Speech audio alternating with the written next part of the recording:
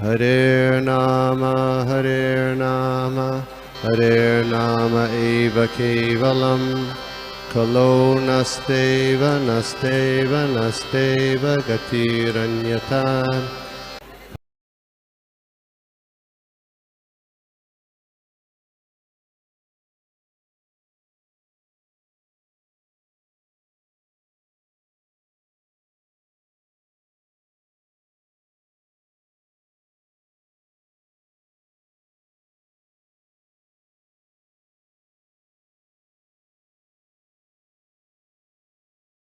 हरे कृष्णा। माता जी, प्रभु जी, सभी के चरणों में मेरा सादर प्रणाम स्वीकार करें और मुझे आशीर्वाद दें कि मैं कुछ भगवान की महिमा, भक्ति योग की महिमा पर कुछ बोल सकूं। क्योंकि कभी कभी ऐसा लगता है कि हम इस लायक नहीं है कि भगवान की कुछ महिमा या भगवान की भक्ति योग की महिमा या शास्त्रों की महिमा कुछ बोल सके। कभी कभी ऐसा विचार आता है। फिर ऐसा लगता है कि भगवान चुन रहे हैं अपने उन लोगों को, उन व्यक्तियों को चुन रहे हैं जो व्यक्ति योग्य है चुनने के लिए, कुछ आगे बढ़ने के लिए। तो भगवान उनकी सुकृतियों के हिसाब से उनको चुन रहे हैं और फिर चुनने के बाद उन व्यक्तियों को फिर उसमें वो लग जाते हैं, तो फिर वो जीवन उनका सफल हो जाता है। तो आप सभी मुझे आशीर्वाद दें कि हम इस चीज को, इस श्लोक को समझ सकें। ये श्लोक क्या कहना चाह रहा है। तो आज का जो श्लोक है, तृतीय स्कंद भाग 2 अध्याय 29 श्लोक संख्या 35।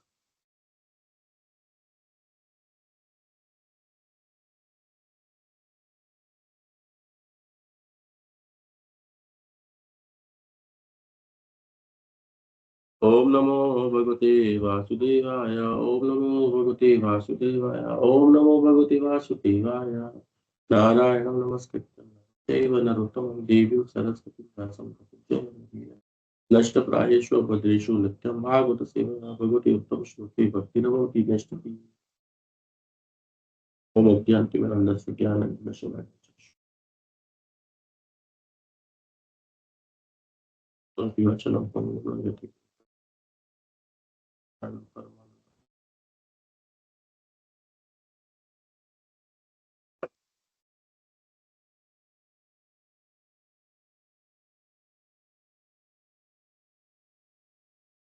भक्ति योगश्च योगश्च मया मानवयुधीरितः ययोरेकतरेणेव पुरुषः पुरुषं व्रजेत्। भक्ति योगश्च योगश्च मया मानवयुधीरितः ययोरेकतरेणेव पुरुषः पुरुषं व्रजेत्। तो ये कर्दम मुनि के पुत्र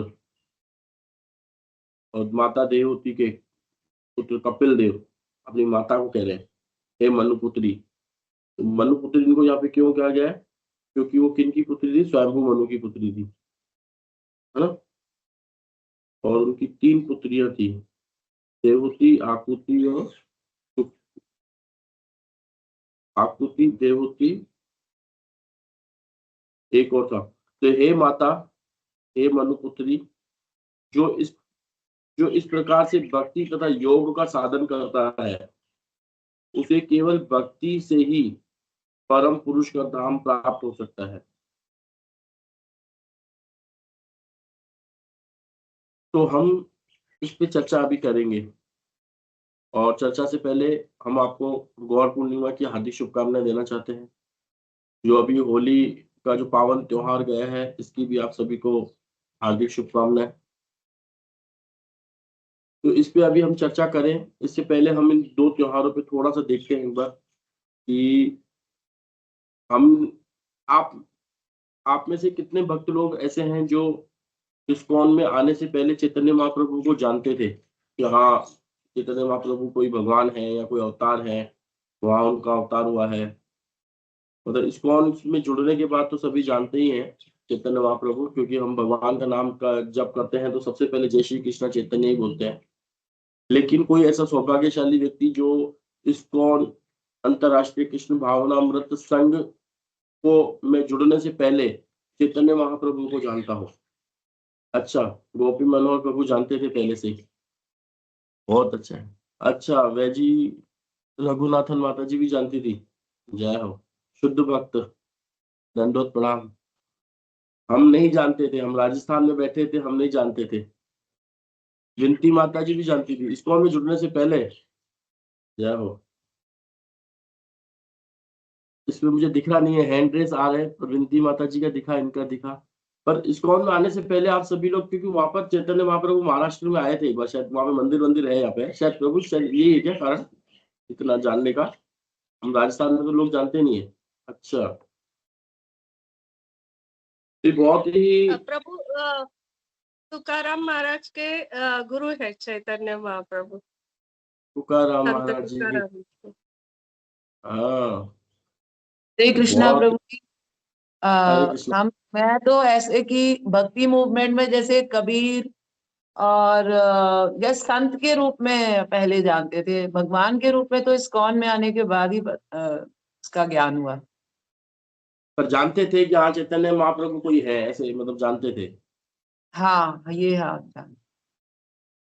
और देखो, हम हमारे जयपुर में गोविंद देव जी का मंदिर है ना, हम वहां जाते भी थे और परिक्रमा करते थे। वहां पे हम देखते थे कि दो व्यक्ति ऐसे हाथ खड़े करके हरि बोल रहे हैं, पर कभी जानने की जिज्ञासा नहीं की कि ये हरि बोल कौन बोल रहे हैं, दो व्यक्ति कौन खड़े हैं, कभी जिज्ञासा नहीं की। जाते थे और लड्डू खाने के हिसाब से, उधर लड्डू मिलता था, उस हिसाब से जाते थे। मम्मी लेके जाती थी पकड़ करके, चल आज गोविंद देव जी चलेंगे। पीछे झूले होते थे, तो पीछे झूलों में झूलने के हिसाब से निकल जाया करते थे। और फिर जब दुबई गए तो पता चला कि गोविंद देव जी की महिमा का तो गुणगान वहां हो रहा है और हम यहाँ उनको छोड़ करके दुबई भागे। तब पता चला, रे जब वापस दुबई से पहली बार आए तो सबसे पहले गोविंद देव जी का दर्शन करने गए, फिर पता चली वहां की महिमा।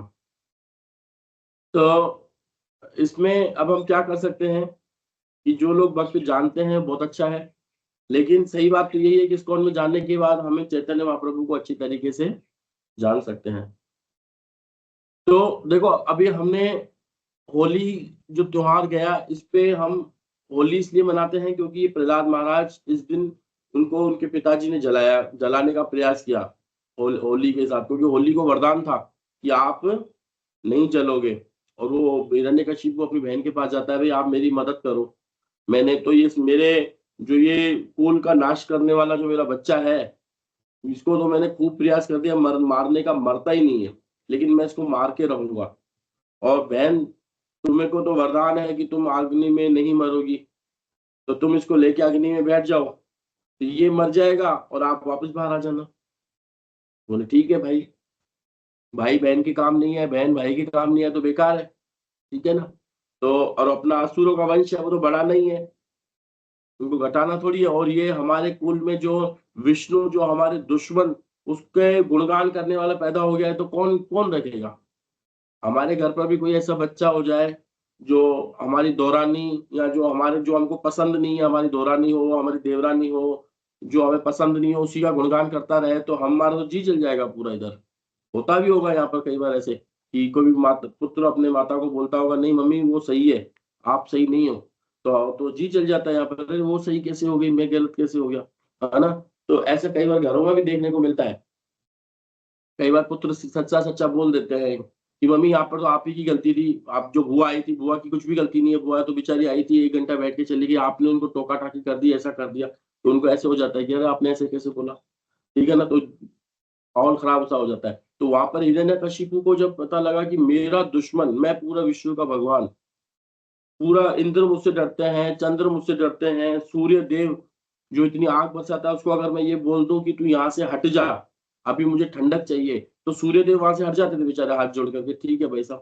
तो वो तो भगवान ही हो गए थे ना, इंद्र का वज्र भी उनके शरीर पे काम नहीं करता था ना, तो किन से उनको डर था? अब उनके घर पे ऐसा व्यक्ति आ गया जो ये बोल सकता है पूरी संसार के सामने कि तुम भगवान नहीं हो, भगवान विष्णु है। अरे ये तो उसकी काहे पलट गई। मतलब बोले कि जब मेरा घर का बेटा ही बोलेगा कि तुम भगवान नहीं हो, तो दुनिया कैसे मानेगी मुझे भगवान?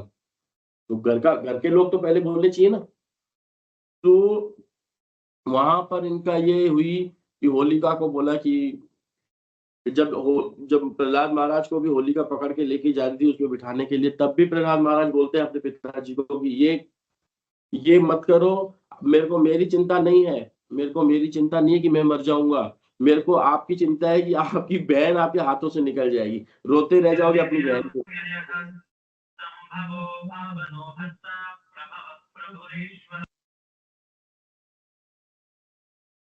तो अपने पिताजी को समझाते हैं कि पिताजी मैं मर जाऊं मुझे कोई दिक्कत नहीं है, लेकिन आप अपनी बहन से हाथ धो बैठोगे, आप मत भेजो इसको, मैं वैसे अग्नि में चल जाता हूँ। बोला नहीं, तेरे को पकड़ के बैठेगी वो।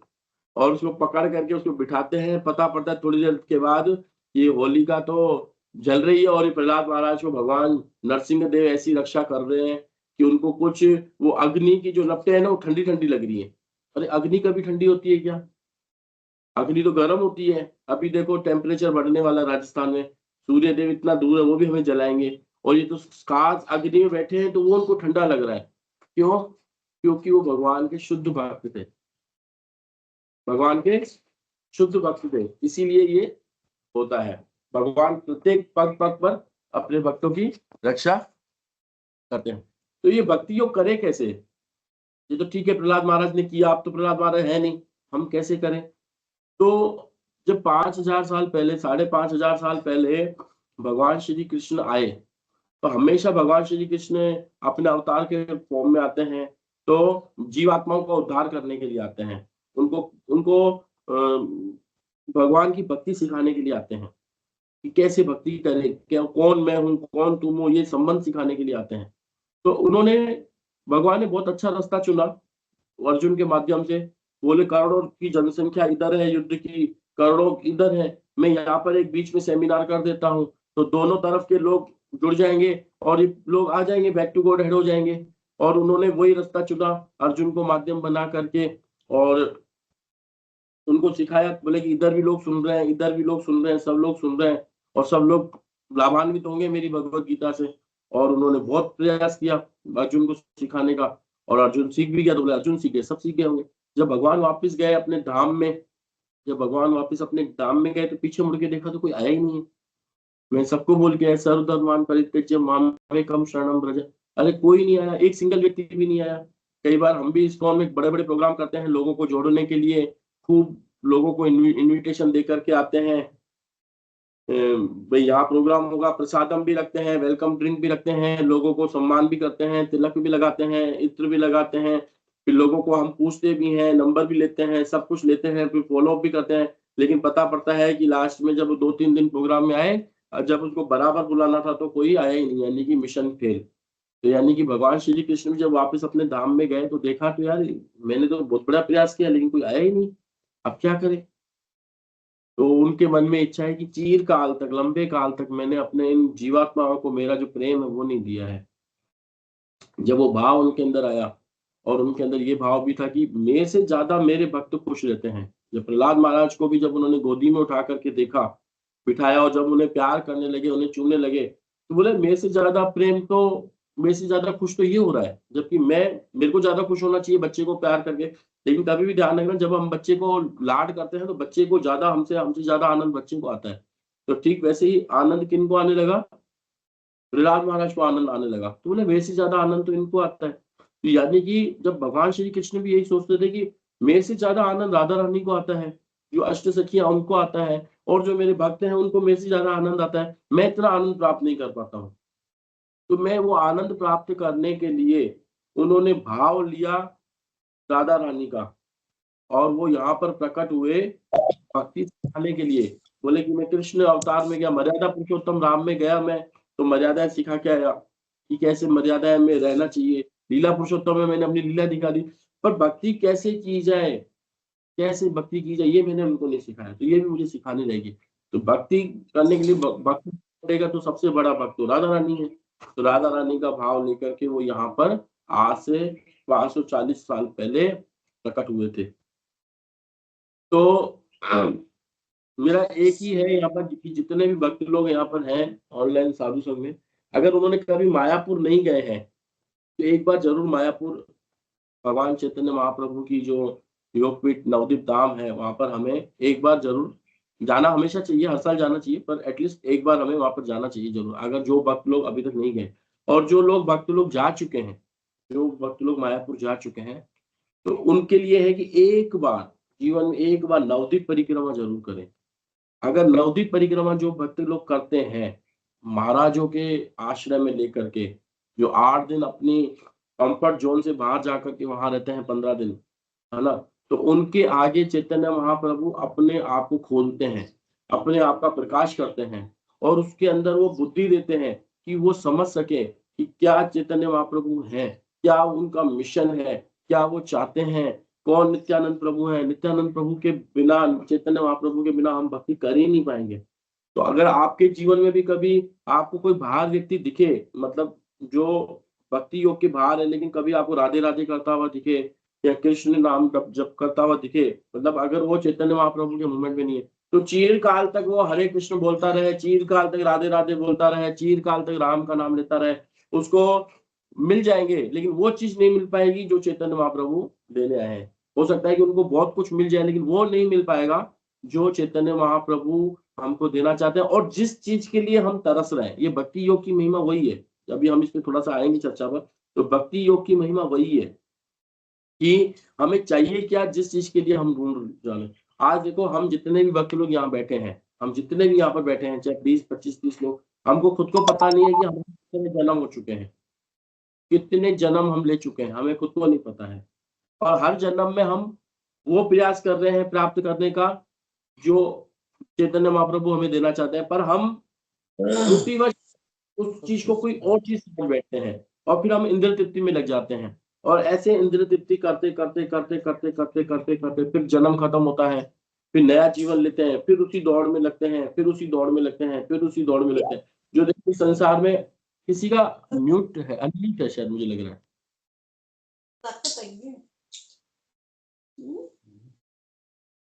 एक मिनट हाँ प्रभु।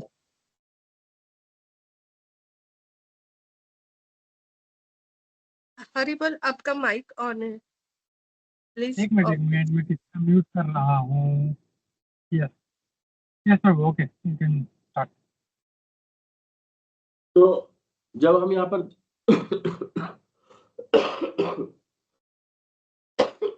समझ, तो हम यहाँ पर जब देखते हैं, कई लोग आपके वहाँ बॉम्बे में भी होंगे, पूरे भारत में क्या पूरे विश्व में फैले हुए हैं, वो क्या करते हैं, मैच पर, जुआ पर पैसा लगाते हैं, शेयर बाजार में पैसा लगाते हैं, और बहुत मोटी मोटी रकम लगाते हैं, और वो फेल हो जाते हैं। क्या हो जाते हैं? फेल हो जाते हैं। तो दूसरा व्यक्ति उससे ये नहीं सीख लेता कि ये तो फेल हो गए, मैं भी फेल हो जाऊंगा, नहीं। वो क्या करता है, वो ये सोचता है कि इनको आया नहीं पैसा कमाने का तरीका, इनको मैच में पैसा लगाने का तरीका आया नहीं, देखो अब मैं कैसे आगे आता हूँ, और देखो मैं कैसे करके दिखाता हूँ। फिर वो व्यक्ति उस मैच में जाता है पैसा लगाने के लिए, फिर वो भी हार जाता है, धीरे धीरे धीरे धीरे करके हारता है, हारता है, हारता है, हारता है, हारता है, हारता है, और आखिर में थक जाता है, फिर वो साइड हो जाता है। फिर नई जनरेशन आती है, उनको लगता है कि इनको कुछ आया नहीं करने, पहले टेक्नोलॉजी, आज देखो क्या टेक्नोलॉजी, क्या मेरे में बुद्धि है, मैं कर सकता हूँ। और माया देवी ऐसे ही हमको हर एक जन्म में लाभान्वित, एक बड़ा उद्देश्य, बड़े उद्देश्य को भुला करके एक ऐसा उद्देश्य सामने रख देती है जो मृग मरीचि का है, और हम सब उसी के पीछे भागते रहते हैं, भागते रहते हैं, भागते रहते हैं। शरीर की शक्ति धीरे धीरे खत्म होती जाती है, खत्म होती जाती है, खत्म होती जाती है, और हम एक दूसरे लोगों के अधीन हो जाते हैं। पहले जो हमारे अधीन थे, अब हम उन लोगों के अधीन हो जाते हैं। अगर हमें मंदिर में भी कहीं जाना हो तो उसके लिए भी लक्ष्मी उनसे मांगनी पड़ती है, शरीर में शक्ति नहीं रहती है, किसी को बोले कि हमको मंदिर तक ले जाओ तो मंदिर भी नहीं ले जाते हैं, तो हम केवल उनके अधीन रह जाते हैं। और ऐसा हमारा एक जन्म खत्म होता है, तो हम दूसरा जन्म आता है, पशु पक्षियों में घूमते घूमते घूमते घूमते घूमते इंद्र तृप्ति करते करते करते करते मनुष्य शरीर प्राप्त होता है।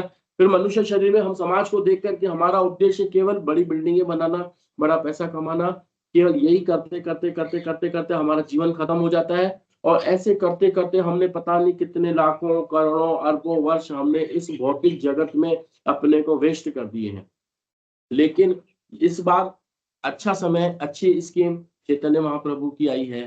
चैतन्य महाप्रभु भगवान श्री कृष्ण के पूर्ण पुरुषोत्तम अवतार है, और वो प्रेम देने के लिए आए हैं जिसके लिए हम इतने करोड़ों जन्मों से किसी और वस्तु के चक्कर में भाग रहे थे, तो वो वस्तु देने के लिए आए। फिर उसी संस्था में हमारे पास परम his divine grace A C. Bhaktivedanta Swami Shri Prabhupada ji है, जिन्होंने इसको हमें बहुत सरलता से बताया। तो इस श्लोक में केवल क्या चीज है, इस पे हम चर्चा करेंगे। और हमने थोड़ा सा गौर पूर्णिमा थी, तो हमने गौर पूर्णिमा भगवान श्री गौरांग महाप्रभु की बारे में थोड़ा सा हमने देखा। होली का त्योहार था, तो हमने प्रहलाद महाराज के बारे में देखा, क्योंकि वो भी भक्त है और भक्ति योग की महिमा यहाँ पर चल रही है। और यहाँ पर इस श्लोक में महत्वपूर्ण क्या है, भगवान का दाम लिखा गया ना, उसे केवल भक्ति से ही परम पुरुष का धाम प्राप्त हो सकता है। तो परम पुरुष का धाम प्राप्त होने का मतलब यह है कि वहां पर जन्म, मृत्यु, जरा, व्याधि आदि दैविक, आदि भौतिक, आध्यात्मिक कष्ट नहीं है, और जिनसे हम यहाँ पर जूझ रहे हैं, और हम उनसे जूझ करके उसमें थोड़ी सी भी, अगर समझो कि कोई व्यक्ति बहुत ज्यादा बीमार है और उसने दवाइयां दिखा करके, दवाइयां ले लुआ करके एक बीमारी से सही हो गया मान लो ना, तो लेकिन उन दवाइयों ने अंदर दूसरी बीमारी करना चालू कर दी, लेकिन उसका असर कब होगा, 2 साल बाद आएगा। तो 2 साल तक सोचेगा देखो मैंने कितना बड़ा काम कर दिया, लेकिन उसको पता नहीं है कि 2 साल बाद एक और बीमारी जो अंदर क्रिएट हो रही है, वो किसी को नहीं दिख रही है, वो एकदम से आएगी बाहर, और हम फिर जूझते रह जाएंगे आदि देवी। फिर उसके बाद भी इन जन्म, मृत्यु, जरा, व्याधि के साथ साथ हमको 3 और कष्ट उठाने पड़ते हैं, वो भी भगवान ने दे रखे हैं होलसेल में, आदि दैविक, आदि भौतिक, आध्यात्मिक। और हम इनसे जूझते रहते हैं, और हम सोचते हैं कि हम बहुत खुश हैं। इसमें थोड़ी सी सफलता प्राप्त हो जाती है, बहुत ज्यादा बारिश हो रही है, अतिवृष्टि हो रही है, तो हमने छोटा बड़ा मकान ऐसा ले लिया, घर ऐसा ले लिया कि जिसमें पहले हमारे को पानी अंदर तक आ जाता था, अब पानी अंदर तक नहीं आ रहा, अब हम यहाँ पे खुश रहे, तो हम उसको खुशी, असली खुशी मान लेते हैं।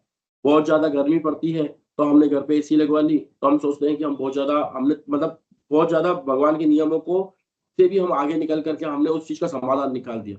लेकिन नहीं, समाधान कब होगा, जब हम चैतन्य महाप्रभु, गौरांग महाप्रभु, नित्यानंद प्रभु और हमारे जगत गुरु श्रील प्रभुपाद जी के चरणों में हम जाएंगे। तो यहाँ पर हमको देखना है कि यहाँ पर 3-4 चीजें जो इम्पोर्टेंट है, जो इस पैराग्राफ में जो हमने देखी है। तो यहाँ पर बताया गया ध्यान योग, ज्ञान योग और अष्टांग योग में अंतर। तो ध्यान योग और अष्टांग योग, और क्या है इसका मतलब हमें थोड़ा समझना रहेगा। जो ध्यान योग है, ये भक्ति के लिए ही है, मतलब ध्यान करने की जो हम ध्यान करते हैं, ध्यान भी किसका करना चाहिए, ध्यान किसी निराकार का ध्यान नहीं करना चाहिए। भागवतम में और श्रील प्रभुपाद जी के मूवमेंट में, इस्कॉन में, अंतरराष्ट्रीय कृष्ण भावनामृत संघ में आने के बाद हमें ये बहुत ज्यादा क्लियर हुआ कि ध्यान योग का मतलब ही है कि विष्णु का ध्यान, ना कि किसी लाइट का या किसी प्रकाश का या किसी रोशनी का ध्यान। नहीं, ये है ही नहीं, कोई आधुनिक पद्धति है यहाँ पे बता रहे हैं श्रील प्रभुपाद जी। लेकिन हमें अगर कोई ध्यान योगी भी है, अगर स्टार्टिंग में अगर ध्यान योग भी करता है, तो उसको भगवान का ध्यान करना पड़ेगा। तो उसके उदाहरण कौन है, उनके उदाहरण है प्रहलाद, ध्रुव महाराज।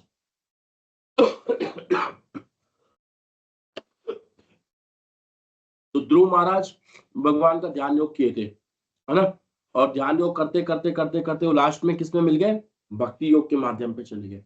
तो हर जो ज्ञान योग भी है, तो ज्ञान का मतलब क्या होता है कि ज्ञान प्राप्त करना, पुस्तकों से, शास्त्रों से ज्ञान प्राप्त करके अंतिम चरम लक्ष्य भक्ति योग तक पहुंचना। अष्टांग योग का भी मतलब, ध्यान योग का मतलब केवल यही होता है कि हम अंततः भक्ति योग में लीन हो जाए, आखिर में हमको पता चल जाए कि विष्णु कृष्ण ही सुप्रीम है और उनकी सेवा करना ही हमारा उद्देश्य है। ये होता है भक्ति योग। तो आज क्या हम भक्ति योग का पालन कर रहे हैं? हाँ, कर रहे हैं। हम सुबह को उठते हैं, भगवान के नाम का जाप करते हैं, तो भगवान की सेवा के बराबर ही है। कुछ लोग आपको ये भी कहेंगे, आप सारा दिन हरे कृष्णा करते रहते हो, क्या आपका कृष्णा फ्री है जो आपकी इतना सुनेगा? कई लोग ऐसा भी कमेंट करेंगे हमको कि सारा दिन हरे कृष्णा करते रहते हो, दिन में हरे कृष्णा करते रहते हो, तो भगवान ऊपर सोएंगे नहीं दिन के टाइम पर, वो फ्री है, उनके पास इतनी दुनिया में इतना काम है उनके पास, तो तुम्हारा वो हरे कृष्णा सुनेंगे? आपको उदाहरण देंगे कि मानो आप दिन में सो रहे हो और कोई आपके लिए बार बार बोले कि जो भी नाम है मान लो किसी का, कि बार बार वही बोले प्रेरणा प्रेरणा प्रेरणा प्रेरणा प्रेरणा प्रेरणा, या विनोद विनोद विनोद विनोद, ये अगर आपको बोल दो, आपको अच्छा लगेगा क्या? आपको अच्छा नहीं लगेगा। तो फिर आप भगवान को कैसे अच्छा लगता होगा? तो ऐसे करके हमको विचलित करने की कोशिश करेंगे, हमको भक्ति योग से विचलित करने का प्रयास करेंगे। लेकिन उस वक्त हमको उनकी न सुन करके हमको हमारे गुरु की सुननी है, हमको हमारे प्रभुपाद जी की सुननी है, जो हमें बोल के गए हैं कि हमें जप करना है। तो हमें जप करना है, चाहे अगर हम सुबह को नहीं कर पाते हैं तो हम दिन में करेंगे, दिन में नहीं कर पाते शाम को, पर हम करेंगे जरूर, इसको हम छोड़ेंगे नहीं। तो हम भगवान के भक्तों की सुनेंगे कि हमको जप करना है। और जप का मतलब ये होता है कि हम भगवान में शब्दों में ध्यान लगा रहे हैं, और कलयुग में भगवान शब्द रूप में अवतार लेते हैं। तो ध्यान हमारा यही है कलयुग में कि हम शब्दों को सुने। जब अभी हम हरे कृष्ण महामंत्र का सुबह को जप करते हैं तो हमारा उद्देश्य यही होना चाहिए कि जो हम हरे कृष्ण बोल रहे हैं, हरे कृष्ण कृष्ण कृष्ण हरे हरे, हरे राम राम राम हरे हरे, इसको हमने सुना, यही हमारे लिए ध्यान हो गया, और इसी से ही हम आगे बढ़ेंगे। और ज्ञान योग भी क्या है? ज्ञान योग का मतलब भी यही है कि हम शास्त्र पढ़ करके, जो श्रीला प्रभुपाद जी ने हमें शास्त्र दिया उसको पढ़ करके ये पता लगाया जाए कि Krishna is supreme personality of God है, तब हमारा ज्ञान सफल हुआ। ध्यान हमारा तब सफल होगा जब हम हरे कृष्ण महामंत्र को सुनेंगे। और ये करते करते एक दिन भक्ति योग का अभ्यास करते करते करते एक दिन भक्ति हमें प्राप्त होगी, जिससे हम आगे बढ़ेंगे। और जैसे कई लोग क्या करते हैं कि उद्देश्य भूल जाते हैं और नियमों का पालन करते रहते हैं, नियम आग्रह कहते हैं उसको, उद्देश्य भूल करके नियमों का पालन करना। तो यहाँ पर भी यही होता है, कई लोग भक्ति योग का उद्देश्य भूल करके ध्यान लगाने लग जाते हैं और ध्यान को ही सब कुछ मान बैठते हैं, जबकि ध्यान सब कुछ नहीं है। सब कुछ क्या है? भगवान की भक्ति में जुड़ करके भगवान की सेवा करना। और भगवान की सबसे उत्तम सेवा क्या है? भगवान के हाथ पांव दबाना, भगवान को भोग लगाना नहीं। सबसे उत्तम सेवा यह है भगवान की कि भगवान की इच्छा को अपनी इच्छा मान लेना। भगवान की इच्छा क्या है उसको अपनी इच्छा मान लेना। और भगवान की इच्छा यही है कि सर्व धर्मान परित्यज्य मामेकम शरणं व्रज, जितने भी जीवात्माओं को भगवान की शरण में लेके जाना। और वही हमें चैतन्य महाप्रभु ने सिखाया है, वही हमको श्रीला प्रभुपाद जी ने सिखाया है, वही हमको हमारे आगे आने वाले जो गुरु आचार्य हैं वो हमें यही सिखा रहे हैं कि किसी भी, और वही हमें गोपी मनोहर प्रभु यही सिखाते हैं कि नए नए लोगों को जोड़ करके यहाँ पर लेके आते हैं। तो उनका उद्देश्य भी वही है कि सर्व धर्मान परित्यज्य, भगवान की शरण में जाना। सबका उद्देश्य एक ही है। क्या उद्देश्य है? कि जीवात्माओं को ला करके, भगवान की यही इच्छा है। क्या इच्छा है भगवान की? इच्छा कि सब लोगों को मेरी शरण में लेके आओ। और हम सभी का वही प्रयास है कि हम उनको भगवान की शरण में लेके जाते हैं। ये है भक्ति योग। और उद्देश्य भूल करके नहीं, कोई भी काम करें उद्देश्य भूल करके नहीं करना चाहिए। उद्देश्य हमारा यही है, कृष्ण प्रेम प्राप्त करना और भगवान को प्रचार करना, ये हमारा उद्देश्य है। और बाकी जो हमारे जो नियम होते हैं, हम जो 4 नियमों का पालन करते हैं, कई बार हम बहुत ज्यादा शादियों में नहीं खाते हैं, यहाँ नहीं खाते हैं, बाहर का नहीं खाते हैं, तो इनका उद्देश्य हमको समझना चाहिए कि इसका उद्देश्य क्या है। इसका उद्देश्य यही है कि हम भगवान को, लेकिन ये हमारा शाकाहारी होने का उद्देश्य नहीं है। कई बार लोग सोचते हैं कि नहीं हम शाकाहारी, तो हमारा उद्देश्य शाकाहारी होना नहीं। शाकाहारी होना एक स्टेज है भक्ति योग तक प्राप्त करने का, ठीक है ना। शाकाहारी होना लास्ट स्टेज नहीं है, शाकाहारी होना भक्ति योग के लिए पहली स्टेज है। फिर उसके बाद सेकेंड स्टेज है शाकाहारी, जो ऊपर कृष्ण का आहार मिलना, कृष्ण को प्राप्त भोग लगा करके ही हम प्राप्त करें, ये हमारी सेकंड स्टेज है। ऐसे कर करके हम भक्ति योग तक आगे पहुंच के, तो हम इस संसार में जो जन्म मृत्यु जरा व्याधि का चक्कर है, इससे हम बच जाएंगे। और बचे जा चुके हैं, और हमारा उद्देश्य है औरों को बचाना। अगर मान लो हम कहीं रास्ते से जा रहे हैं और किसी ने हमको बोल दिया भैया आगे मत जाओ, यहीं रुक जाओ, आगे खड्डा है, तो हम रुक गए। अब कोई आगे से दूसरा तीसरा व्यक्ति आ रहा है, तो अब हमारा कर्तव्य बनता है कि हमको किसी ने बचाया कि आगे मत जाओ खड्डा है, तो हम आगे उसको बोले कि भैया आप आगे मत जाओ, आगे खड्डा है, आप गिर जाओगे। पर इसका मतलब ये नहीं कि हम बचा लिए गए हैं, अब दूसरा व्यक्ति मरे हमें क्या मतलब, जाने दो। नहीं, हमको भी किसी ने बचाया है, हमको भी कोई यहाँ पे लेके आया है, तो हम भी किसी न किसी को यहाँ पर लेके आएंगे, ठीक है ना।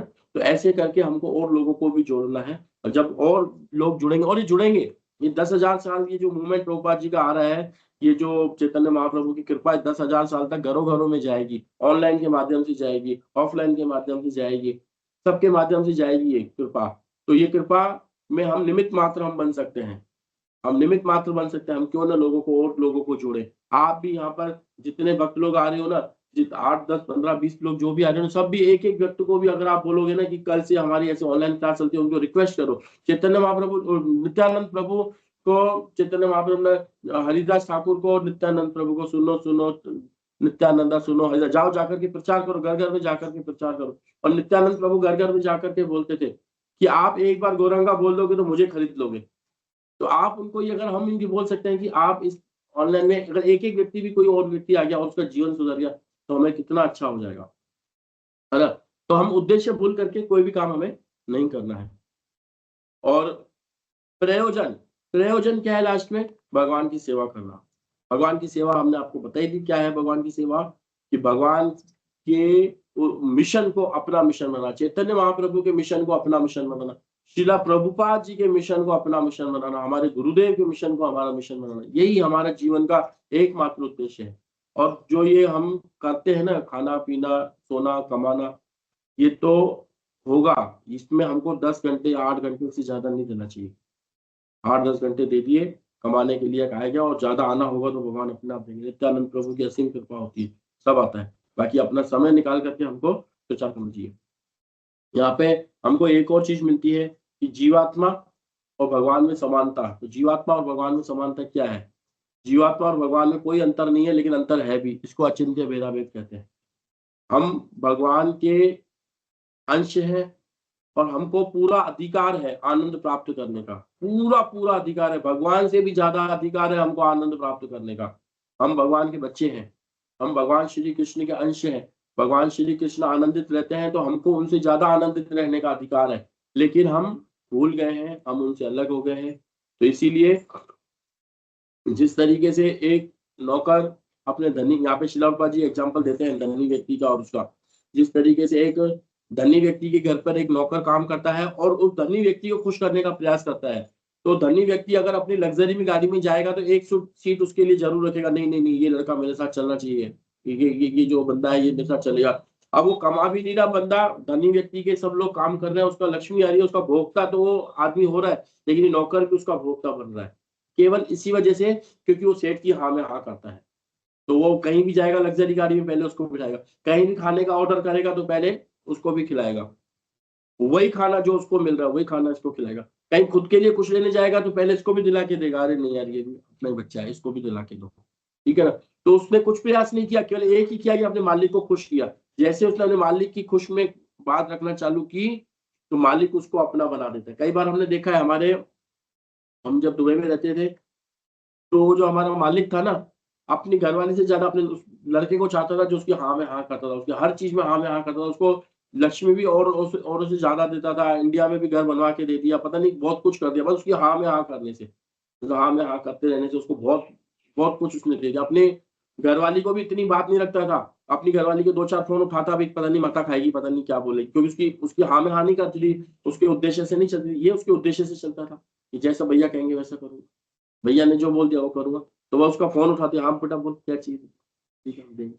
तो ऐसे करके हमको हमारे चैतन्य महाप्रभु के उद्देश्य से अपना उद्देश्य मानना, अपने गुरु के उद्देश्य को अपना उद्देश्य मान करके उनकी मदद करना, वो क्या चाहते हैं उनके समझना, और इस तरीके से अपने लोगों को, और उसी तरीके से भगवान से अलग होना। वैसे ही अगर वो व्यक्ति जिस दिन ये बोलेगा कि नहीं नहीं नहीं नहीं ये सेठ की तरह घूम रहा है, मैं भी सेठ की तरह घूमूं, इसको इस जगह से हटा करके मैं इस जगह पर बैठूं, जिस दिन उसको पता चलेगा, उसके भाव को समझ जाएगा, वो फिर उसको अलग कर देगा। वैसे ही हमने हमारे मन में भी ये भाव आ गया कि भगवान क्यों भोगता, मैं क्यों नहीं भोगता, मैं ईश्वर क्यों नहीं, मैं भोगी क्यों नहीं। तो उसी वजह से माया ने हमें लपेट लिया। माया बिल्कुल तैयार रहती है, माया बिल्कुल तैयार रहती है कि यहाँ तक कि बताया जाता है कि जो व्यक्ति भगवान श्री कृष्ण के चरण कमलों तक पहुंच जाए ना, तो माया वहां से भी हटा सकती है उसको, अगर उसने चरण अच्छे से नहीं पकड़ रखे हैं तो। और हम जैसे देखते हैं कि शुरू से ये एग्जाम्पल देखते आ रहे हैं कि पेट को अन्न देते हैं तो पूरे शरीर को मिलता है, वैसे ही अगर हम जड़ में पानी देते हैं तो पूरे पेड़ को पानी मिलता है। तो वैसे ही अगर हम भगवान श्री कृष्ण को अगर हम प्रसन्न करने का प्रयास करेंगे, और उनको प्रसन्न करना मतलब अपने गुरु को प्रसन्न करना, और गुरु को प्रसन्न करने का मतलब है हम देख सकते हैं हमारे गुरु क्या कर रहे हैं इस वक्त, उनका क्या मोटिव है, उनका उद्देश्य बस यही है, और कि किस तरीके से धाम बड़े लोग धाम की तरफ जाएं। और मैंने ये भी देखा प्रभु इस बार कि जब हम यात्रा से वापस आ रहे थे तो कई लोग हमें, मतलब भगवान देखो चुन रहे हैं। मैंने देखा कि कई लोग वहाँ पे बंगाल से, जब हम वापस राजस्थान की तरफ आ रहे थे तो कुछ लोग हमें बंगाल से राजस्थान की तरफ जाते हुए दिखे। जब हमने पूछा आप वहाँ क्यों जा रहे हो, तो बोले हम खाटू श्याम जी जा रहे हैं। और खाटू श्याम जी यहाँ खूब बड़ा मेला लगता है, खूब मेला लगता है होली के टाइम पर। तो क्यों मेला लगता है, क्या है? मात्र सकाम कर्म, केवल अपनी इंद्र तृप्ति के लिए वो लोग वहां जाते हैं और बहुत बड़ी बड़ी इच्छाएं लेकर के वहां जाते हैं भगवान के पास। तो वहां से नवदीप धाम से भी मैंने देखा कि लोग यहाँ पर आ रहे हैं तो भगवान छटनी कर रहे हैं, और यहाँ से भी लोग वहां जा रहे हैं, देश विदेश से लोग वहां पहुंच रहे हैं केवल भगवान चैतन्य महाप्रभु की एक कृपा प्राप्त करने के लिए। तो जितने भी भक्त लोग हैं, हमें सौभाग्यशाली मानना चाहिए कि हमें इस्कॉन में जुड़ने का मौका मिला है। इस्कॉन एक ऐसी नाव है जिसके अंदर हम मात्र रहेंगे भी ना, तो भी हम भवसागर से पार हो जाएंगे। और महाराज जी बता रहे थे, भक्ति विजय भगवत से महाराज, कि जो भगवत गीता है ना, तो भगवत गीता तो क्या पुल है, मतलब भगवत गीता समुद्र को पार करने के लिए पुल है। तो उसमें भी डर रहता है, कई बार पुल टूट गया तो गिर सकते हैं। तो बोले कि भागवतम नाव है, नाव में आप पार कर सकते हो। लेकिन चैतन्य चैतामृत क्या है, जैसे चैतन्य चैतामृत पढ़ेंगे हम, तो ये जितना भी समुद्र है पूरा सूख जाएगा, खाली हो जाएगा, आप पैदल भी जा सकते हो भगवत धाम। बहुत अच्छा महाराज जी ने एक्सप्लेन किया इस चीज को कि भगवत गीता तो एक पुल के बराबर है, पुल से आप लांग करके जा सकते हो, ठीक है ना। चांसेस है पूरे जाने के, लेकिन कुछ भी हो सकता है। वो भागवतम पढ़ेंगे अगर हम, तो क्या है कि नाव में बैठ करके जा सकते हैं, फिर भी कुछ भी हो सकता है, क्योंकि नाव में पानी वानी कुछ भर गया कर गया, तो चांसेस कम रहते हैं, पर है। लेकिन चैतन्य चैतामृत का जिसने आश्रय ले लिया, तो भगवान तो उसके लिए सुखा देते हैं, भगवान तो उसके लिए समुद्र सुखा देते हैं, बिल्कुल जमीन कर देते हैं। तो लोग वहां से चल चल करके भगवत धाम जा सकते हैं।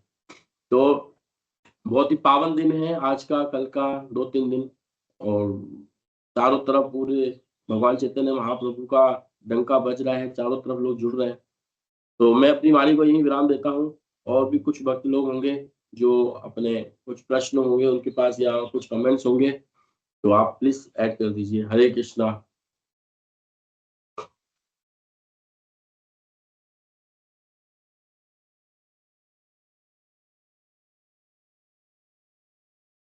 हरे कृष्णा। हम लोग क्विकली भक्तों से रिक्वेस्ट करते हैं, किसी का कोई प्रश्न है, कोई कमेंट्स है तो लेते हैं। हरे कृष्णा।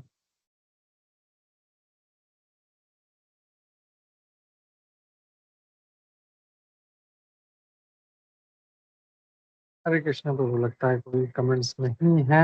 बहुत बहुत धन्यवाद प्रभु। और बहुत से पॉइंट आपने लिए, उसमें से मुझे एक चीज अच्छा लगा कि कि कोई भी कार्य बिना उद्देश्य के नहीं करना चाहिए। हम लोग भक्ति भी कर रहे हैं, भागवतम पढ़ रहे हैं, मंदिर जा रहे हैं, जप कर रहे हैं, व्हाट इज द रीजन? जैसे उस दिन भी बोल रहा था मैं, भक्त लोग जप करते हैं लेकिन सेवा आते हैं तो भाग जाते हैं, बोले नहीं जी सेवा नहीं करना। तो जप का मतलब ही है कि मुझे सेवा दो, हे राधा रानी मुझे सेवा दो। और भक्ति में लगे रहने के लिए ये सब चीजें जरूरी है हम लोगों के लिए। खाली ऐसे रिचुअल नहीं करना है हम लोगों को, बस जब करना है तो करना है, या भागवतम सुनना है तो सुनना है। उसका पर्पस क्या है? हम लोगों को भगवान के भक्तों का संग भी करना है। तो ये सब चीजें लोग मिस करते हैं, और एज ए रिचुअल बस मंदिर जाना है, भागवतम पढ़ना है, ऐसा नहीं कि ये नहीं करना चाहिए, लेकिन what is the purpose behind all this thing, तो वो बहुत ज़रूरी है, हम लोग को याद रखना चाहिए। वही एक पॉइंट मैं शेयर करना चाह रहा था कि गोल क्या है, हम लोग क्यों कर रहे हैं। तो ये एक अच्छा पॉइंट था कि गोल को हम लोग को दुर्लक्ष्य नहीं करना चाहिए। हरे कृष्णा।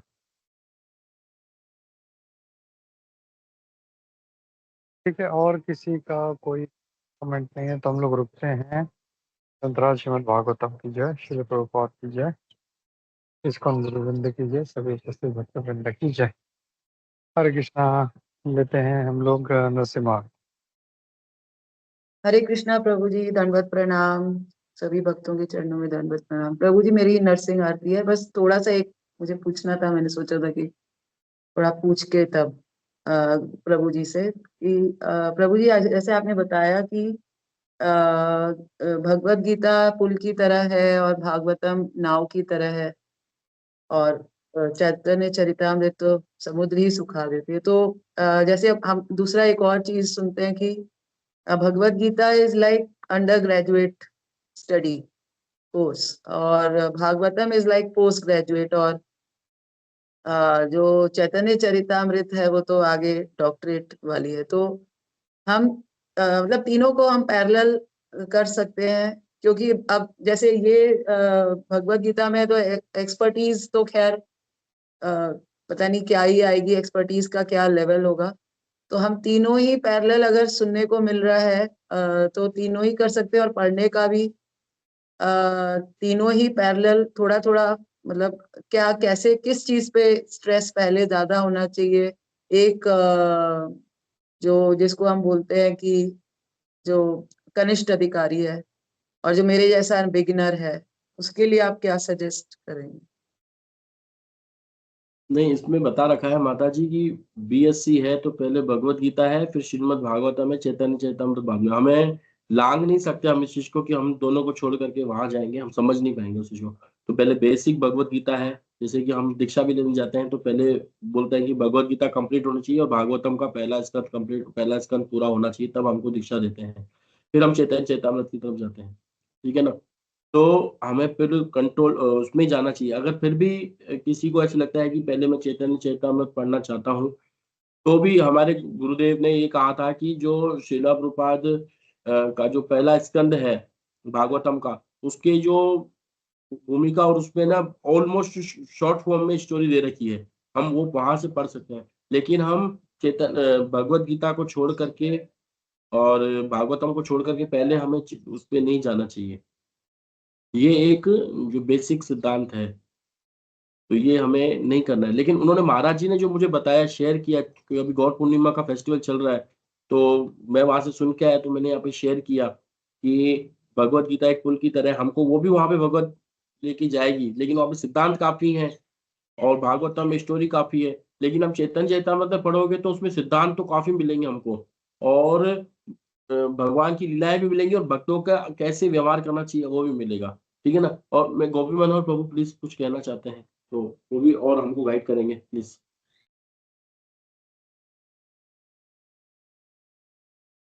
प्रभु जी मेरा मतलब ये हरे था कि कृष्णा। जैसे अब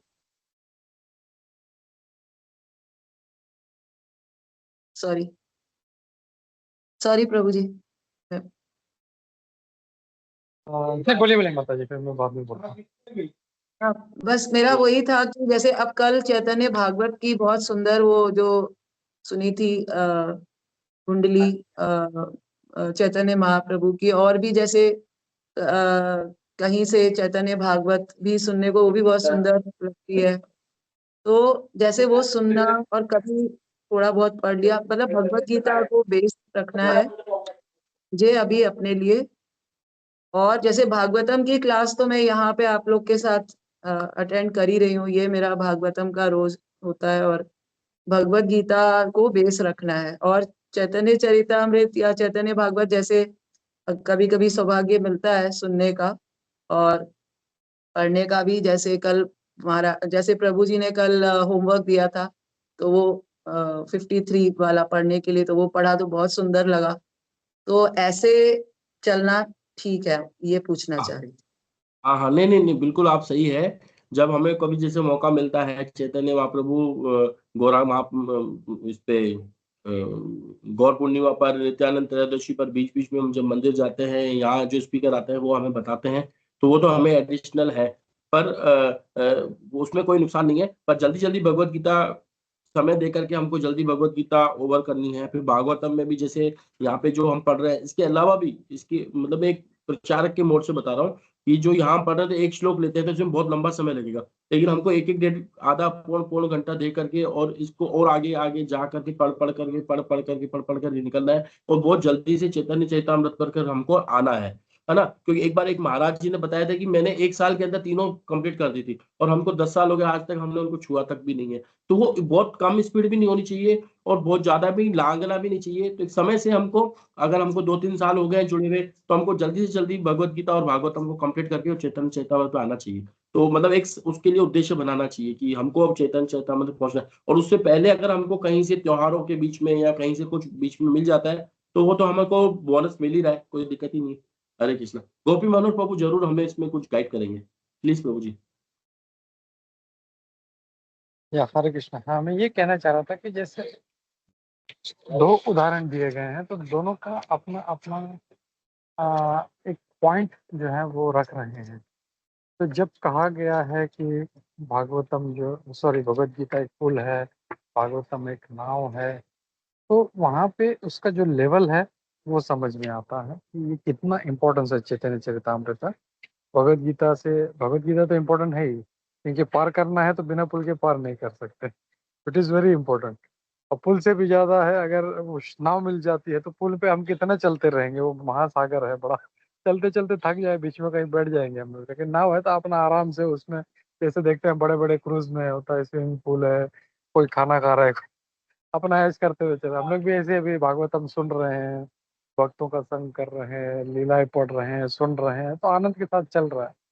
तो इम्पोर्टेंस यहाँ पे दिख रहा है। और जब यहाँ पे उसको दूसरा एग्जाम्पल देते हैं कि Bhagavad Gita under graduate study है, भागवतम ग्रेजुएशन है, और चैतन्य चरितामृत मास्टर्स है, डॉक्टरेट है, तो यहाँ पे हम लोग को ये समझना है कि अगर मुझे चैतन्य चरितामृत अगर मुझे पढ़ना है तो उसके पहले मुझे भागवतम पढ़ना पड़ेगा, और भागवतम पढ़ना है तो भागवतम के पहले मुझे भगवत गीता पढ़ना पड़ेगा। क्यों? क्योंकि बिना भागवतम पढ़े मुझे चैतन्य चरितामृत समझ में नहीं आएगा, और भागवतम समझने के लिए मुझे पहले भगवत गीता समझना पड़ेगा, और भगवत गीता समझेंगे तब हम भागवतम समझेंगे, और भागवतम समझेंगे तब हम लोग चैतन्य चरितामृत पढ़ेंगे, समझ पाएंगे। तो ये दोनों का अपना-अपना एक व्यू है एग्ज़ाम्पल्स का, तो वो हम लोग को समझना है। और जैसे दूसरा माताजी ने और एक पॉइंट रेज़ किया कि हम लोग को बीच में कभी सुनने में मिलता है, तो दैट इज़, जैसे प्रभु ने कहा, बोनस पॉइंट ही है वो। तो उसमें कोई ये रहेगी, जैसे अभी कोई राधा अष्टमी आ गई, तो जनरली हम लोग राधा कृष्णा पास टाइम्स या श्रीमती राधा रानी का गुणगान नहीं करते, लेकिन राधा अष्टमी है, तो भले फिर वो कितना भी पापी व्यक्ति हो, वो भले 1 दिन से आ रहा हो, 2 दिन से आ रहा हो, हफ्ते भर से आ रहा हो, तो वो भी बैठ के वो उसका लेगा, और उसका उद्देश्य ये होता है कि इनका कृपा इनको मिले। ऐसे जो जैसे चैतन्य महाप्रभु का हमने पढ़ा, तो सभी लोग मतलब लॉन्ग टाइमर्स नहीं है, तो जो न्यू कमर्स है उनको भी फायदा होगा, और जो लॉन्ग टाइमर्स है उनको भी फायदा होगा, तो बोथ तरह ही है। तो ये एक बोनस जैसा बीच में मिलते रहता है, और ये 2 एग्जांपल से हम लोग ये 2 चीज़ समझ सकते हैं। I hope that answers your query माता। हरे कृष्ण।